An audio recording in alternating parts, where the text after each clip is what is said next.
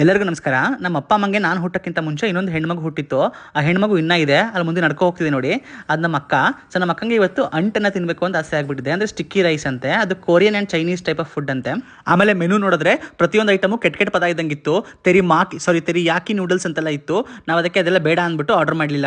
ಅಕ್ಕಪಕ್ಕ ಏನು ತಿಂತವ್ರೆ ನೋಡ್ಬಿಟ್ಟು ಆರ್ಡರ್ ಮಾಡೋಣ ಅಂದರೆ ಸುಮಾರು ಜನ ಕೆರೆ ಹಾವಿಗೆ ಮಸಾಲ ಹಾಕೊಂಡು ತಿಂತಿದ್ರು.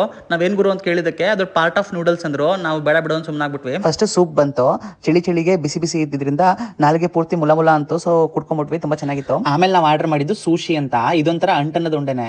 ಆಕ್ಚುಲಿ ಫಾರಿನ್ ಅಲ್ಲಿ ಹಸಿ ಮೀನ ಹಿಡಿದ್ಬಿಟ್ಟು ಅದನ್ನ ಬೇಯಿಸದೆ ಅಂಟನದಲ್ಲಿ ಉಂಡೆ ಮಾಡ್ಕೊಡ್ತಾರಂತೆ. ಅವಾಗ ಗೊತ್ತಾಯ್ತು ನಂಗೆ ಚೈನಾಲ್ ಏನಕ್ಕೆ ಕೋವಿಡ್ ಶುರು ಆಯ್ತು ಫಸ್ಟ್ ಅಂತ. ಆಮೇಲೆ ನಾವ್ ಹೇಳಿದ್ವಿ ಸರ್ ನಾವು ವೆಜ್ ಸರ್ ಇದೆಲ್ಲ ತಿನ್ನಲ್ಲ ಅಂತ. ಅದಕ್ಕೆ ಅವರು ವೆಜಿಟೇಬಲ್ಸ್ ಅಂಟನದಲ್ಲಿ ಉಂಡೆ ಮಾಡ್ಕೊಟ್ರು.